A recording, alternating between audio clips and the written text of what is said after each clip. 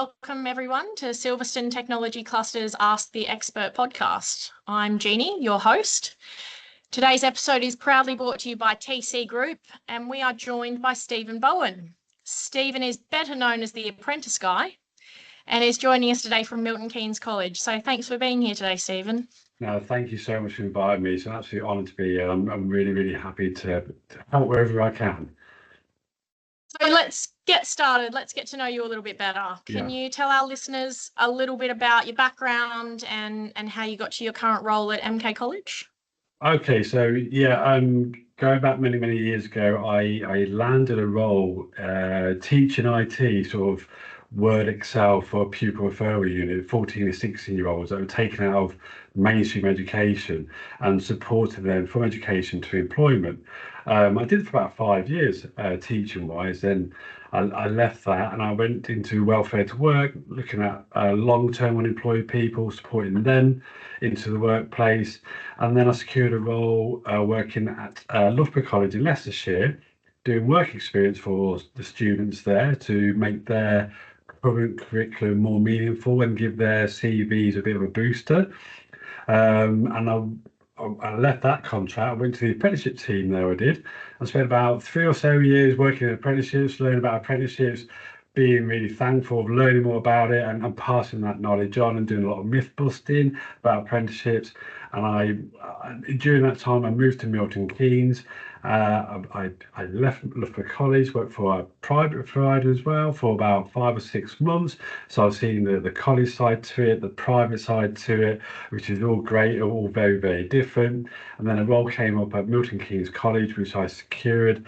I've been here for just over 3 years now, working with different employers, very small employers, extremely large employers, and supporting them with apprenticeships mainly, and also with T-level students or work experience as well. So I've had a very supportive of education to employment background, and very fulfilling as well. So it's great fun. I really enjoy it, and it's really nice to get that result of, look, I've got the job. Wow, that's really interesting. That's really impressive. So you're here today to talk to us about apprenticeships. Yeah. So can you tell us a little about what apprenticeships are and what the benefits are, not only for the apprentice, but for the businesses that they work in? Yes, so there's an age-old phrase when it comes to apprenticeships. It's called earning and learning. So a lot of people think that an apprenticeship, basically, you got yourself a job and you get yourself a few quid for doing it. It's a lot more than that. So there is a level 2 apprenticeship, that's the lowest level, which is GCSE for the ones that don't know that. And it goes all the way up, 3, 4, 5, all up to 7, which is master's level, so master's degree. So you can actually gain a recognised qualification with industry training in currently 662 different forms of apprenticeships, from level 2 through to level 7 masters. So level 2 could be customer service, which is fantastic, which helps you understand your communication skills between yourself and an external company, through to level 7 solicitor. So yes, you can actually be a solicitor through the apprenticeship route, or a doctor now you can as well. So like I said, 662, the benefits are huge. You've got someone who's got the ability but doesn't have the knowledge, and that's what apprenticeship does. It gives you the knowledge it does to perform that role at the end of your apprenticeship. And because they've changed so much, you now do a learning period, which is called being on program, and then you have exams at the end, which could be as simple as a professional conversation, similar to what we're doing today, or it could be a case of multiple choice questions, being a witness to actually do a role, and so on and so forth. And it changes so much. So the benefits of an apprenticeship is, yes, you're getting paid. The higher level ones, where you're looking at your degree ones, you can become a police constable or a doctor or a solicitor, and you do not have any university fees, which is great. It is. You've got so much experience because you're actually doing the job, hands-on while you're doing it, and you can walk away going, brilliant. I've got a supportive network. I've got an employer that actually I've gained so much information for. I'm being mentored. I'm being nurtured. And I think it's something like 85% of apprentices stay with employment, and over 60% of apprentices stay with employment within that industry they've got the qualification from. So being an apprentice is huge. The benefits are massive. For an employer, there's lots of little things as well that they can gain. The financial incentives like NI contributions could be zero while you're an apprentice from the company. The support mechanism of getting someone with up-to-date training within a recognised area or a new area because of advances in technology. There's new apprentices come all the time, and it works really well. So your skills development, your loyalty to a company. I could talk a day about the benefits of it. It's something really worthwhile. The main thing is, if you want to grow, it's a great way if you don't like learning behind a desk. If you're an on-the-job learner, apprenticeships is a great way for you to do it.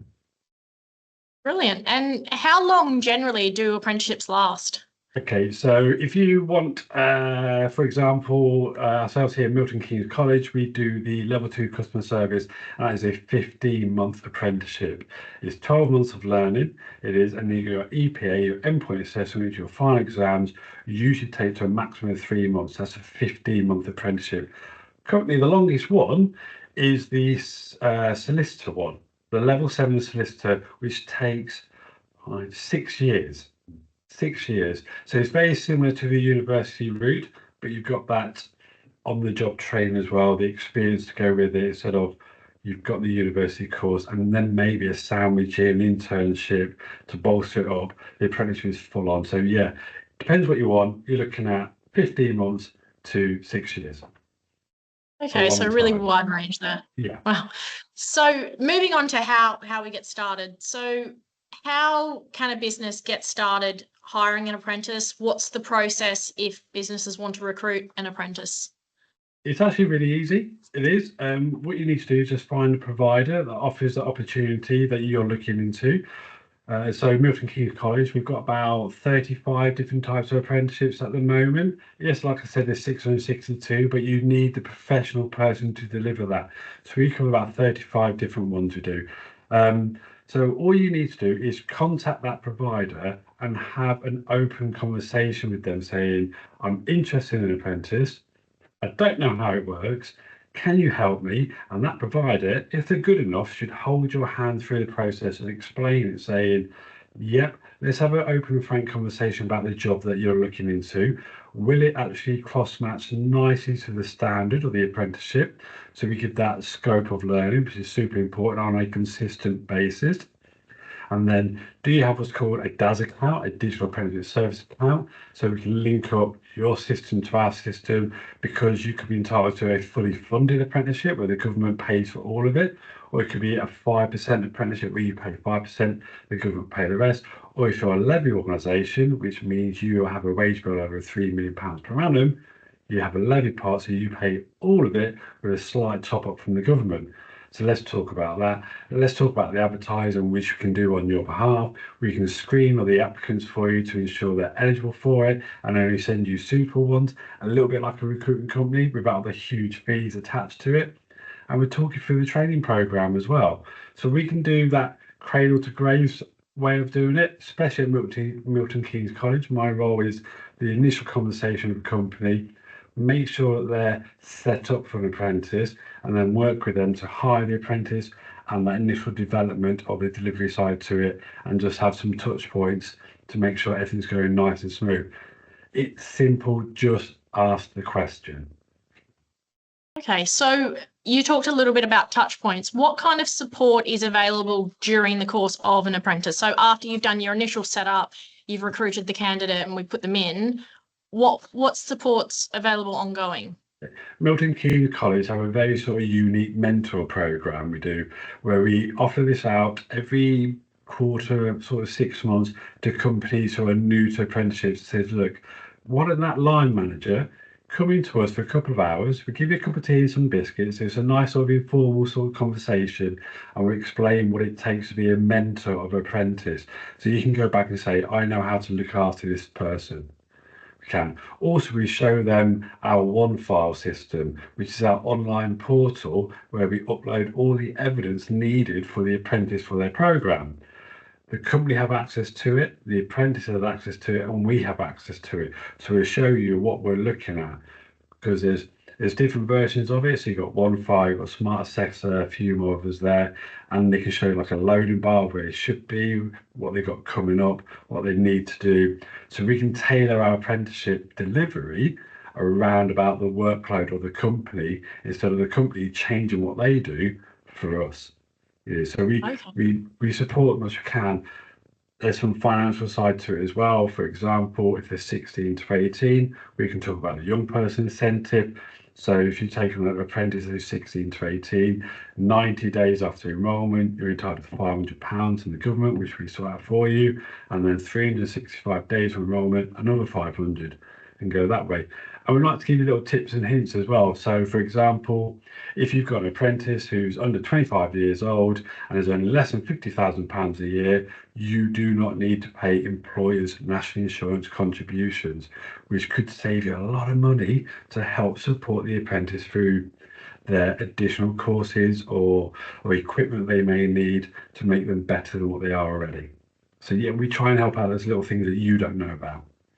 Okay.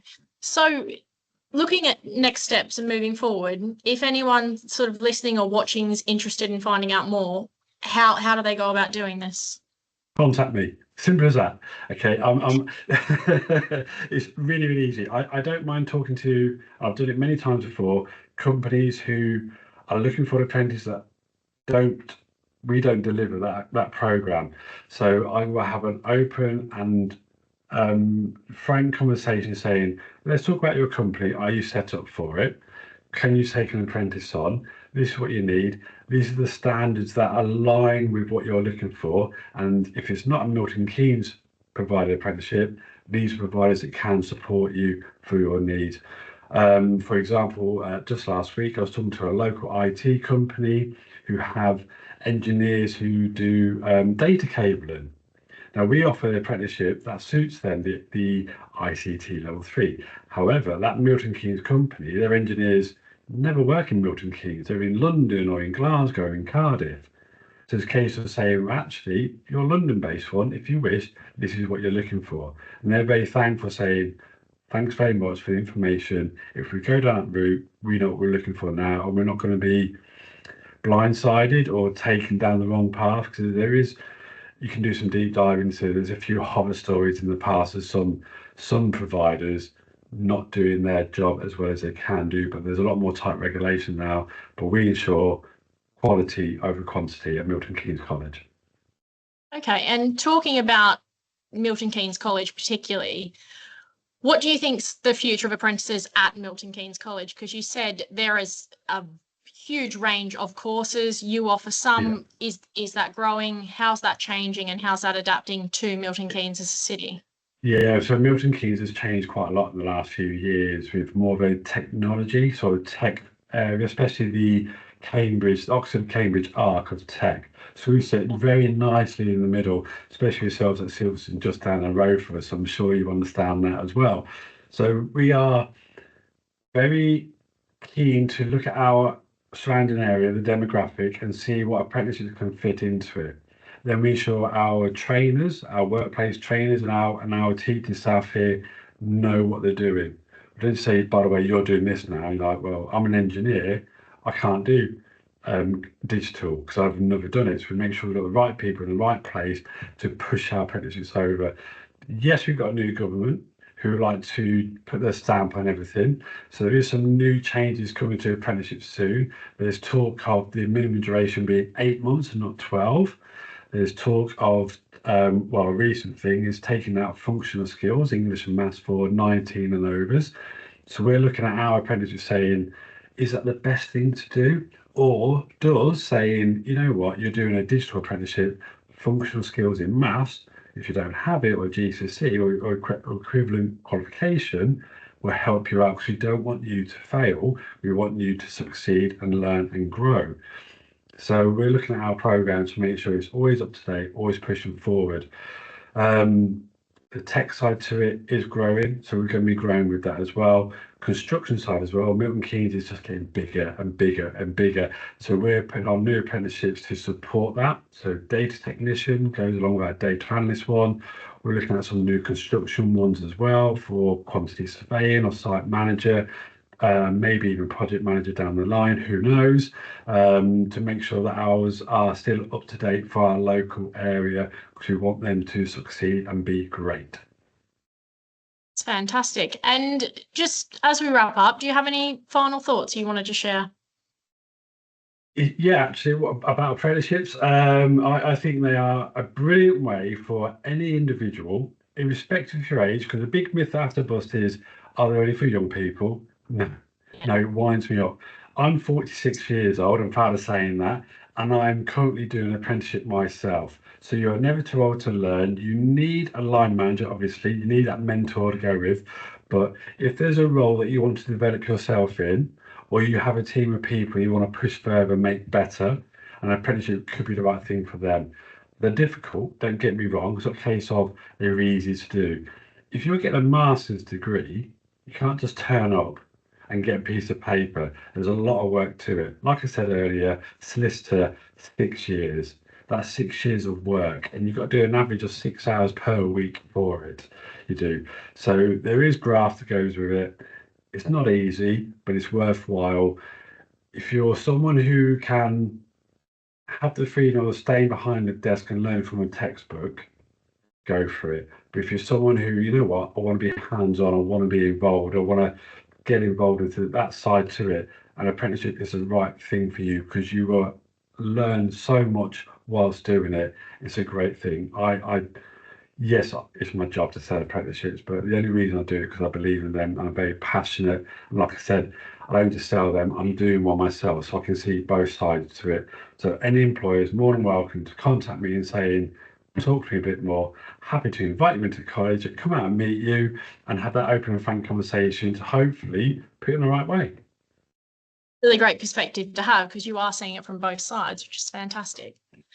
So I just want to thank you so much for your time today, Stephen. It's been really, really interesting, and I hope that everyone's found it as enlightening and helpful as I have. And, you know, hopefully we get some people reaching out to you.